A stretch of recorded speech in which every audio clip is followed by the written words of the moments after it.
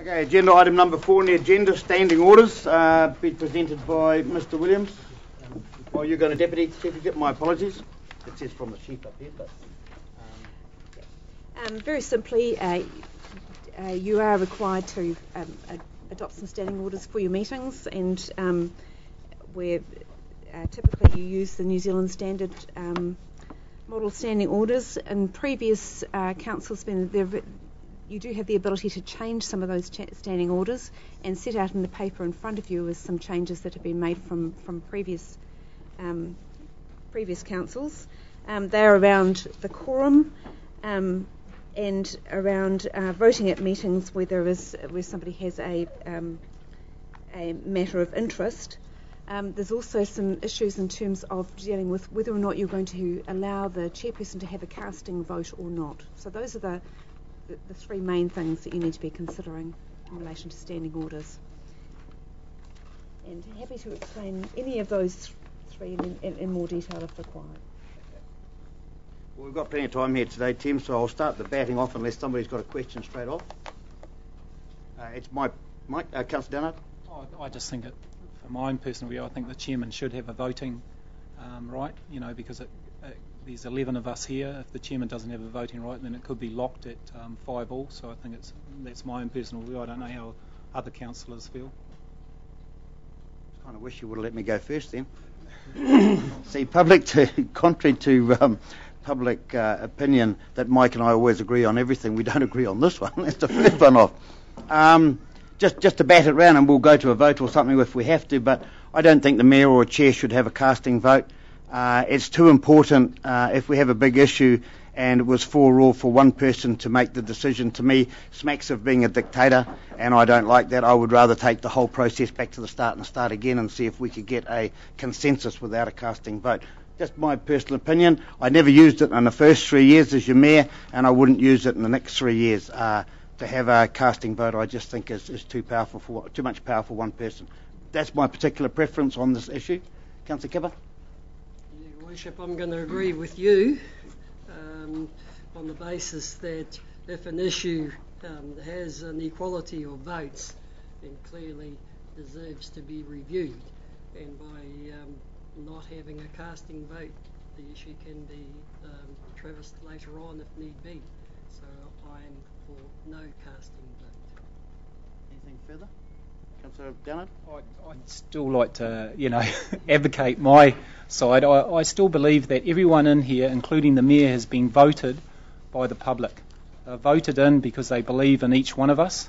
And I don't believe in this next triennium that there will be a division as such. I think we will discuss and openly things until we come to a unanimous agreement on things. But I still think it's important that everyone should have a vote. Everyone is voted on here, whether we're a councillor or a mayor, and we're representing one of those people that voted for us, so I think they should have a vote. I don't think we're taking the vote away from anybody. We're talking about when you have a situation where we might be locked down. We are 11, so it's hardly likely, but if we have one person not at a meeting and you're wanting to spend $1 million on something and the vote was 4-4 or 5-4 and 5 against, I'm just saying that I don't think the chair or the mayor, in my case, should have the casting vote. Yes, you have a vote. I'm not taking anybody's vote away from them, but I think if you were locked down at 5-4, you should go back to the start of your agenda item and talk it through more thoroughly and see which way you should maybe change your opinion on the issue or the matter at the time, rather than have a mayor sit here and go, well, I'm voting for it, and it might be a $1 million expenditure. It's just too much power for one person, in my opinion. However, we're here to discuss it. And I think if you really were split, then you should go back to the start of the agenda item and work through it carefully and see whether, as we've already stated at the beginning of this triennium, whether it is good for the district as a whole. And that's how you have to judge it, in my opinion. Anybody else want to add anything to it? I could add another little piece of information. I'd love that from you, ma'am. Okay. Just one further thing. With the casting vote, typically the casting vote should go with the status quo. So,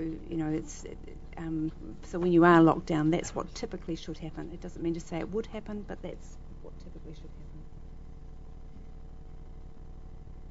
happen. But you got an opinion on it? You're an experienced councillor? Yeah, certainly.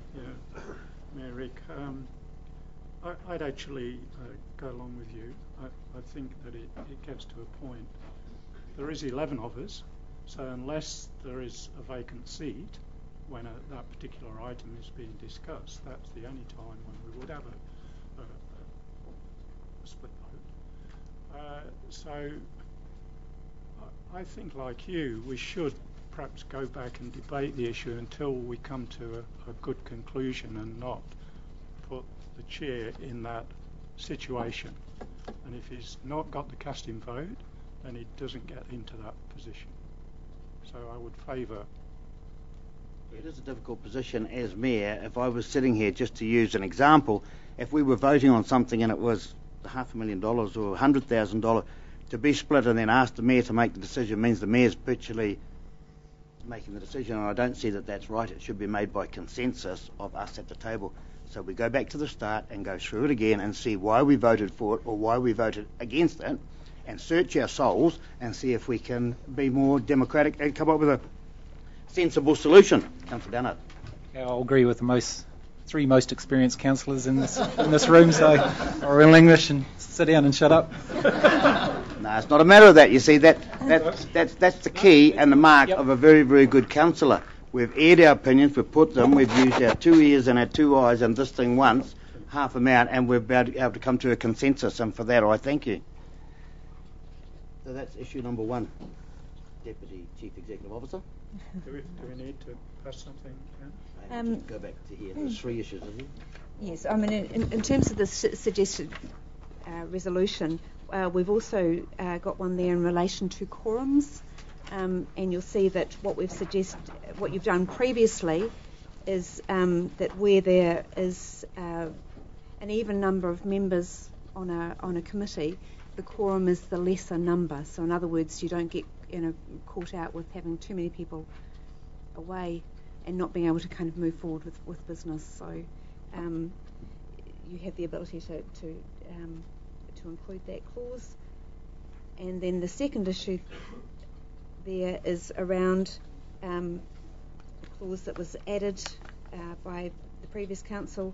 However, where any member present has declared a pecuniary interest in accordance with the Local Authorities Members' Interest Act 1968 or conflict of interest in a matter being dealt with, such a member will not be counted in the determination of a majority. So it's whether you want that included as part of your standing orders as well. Okay, all understand that? So the minor number is a quorum, and a person with a pecuniary interest is not counted. In a nutshell? A conflict of interest. Conflict of interest, yeah. All right, anything further on that? This is just setting up the way you will operate for the next 3 years. So take your time, think about it. This is for subcommittees such as Owen Delaney Park and things like that. So, yeah. Councillor Downer? I'll move the suggested resolution. Which one are you moving? 1, 2, 3, 4. So that's changing the last one to the chairperson does not have a casting vote. Does not, yeah. So if the mover would be agreed to that the chairman does not have a casting vote, we accept that as being moved by Councillor Downard. Is there a seconder? Second. Second against Councillor Kipper. All in favour? Aye. So carried. But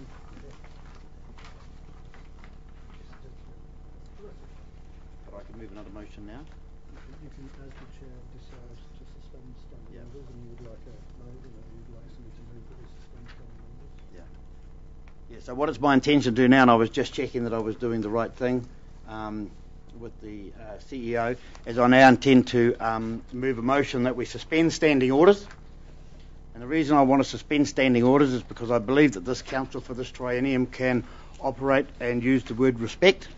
Standing orders should not need to be invoked unless it was totally necessary, and I can't see us necessitating that. If we can work together as a team, we can suspend standing orders, put them to one side and not invoke them unless totally necessary. And I would sincerely hope, and it's my wish, that it would never be necessary in the next 3 years. So we could operate and just remember the word respect, respect for each other, respect for the district and respect for the job that we're supposed to be doing. Then we will not need to invoke standing orders except for the way the committees are set up and what have you. So I'm wanting to move that. If there's a seconder. Seconder, Councillor Downard. All in favour? Aye. Carried. Thank you. Could we just have Sorry, can we have a discussion? Just Oh, a yep, question. yep, a yep, question, yep. Mayor Rick. Yep. Yes. Could we be reminded of that each time that we have an agenda item, that the standing orders are set down, are set aside? Because quite often, if we, I'm only going, sorry, I'm back, and we've got to move forward, admittedly, but sometimes it's a little bit confusing if you know, whether you're under standing orders or whether you're not. Now, I accept setting aside standing orders, but I think from me it would be nice just to be reminded either occasionally that we have set aside standing orders when it comes to a full council meeting, not necessarily a committee meeting, but full council meeting. Good point and point taken, and the secretaries for the council meetings are present in the room, and if they would make a note to put at the beginning of each agenda as it's produced that the particular meeting that we are attending and that is pertaining to are being run under standing orders unless invoked by the chairperson. Okay. Cool. Any further discussion? There being none, thank you.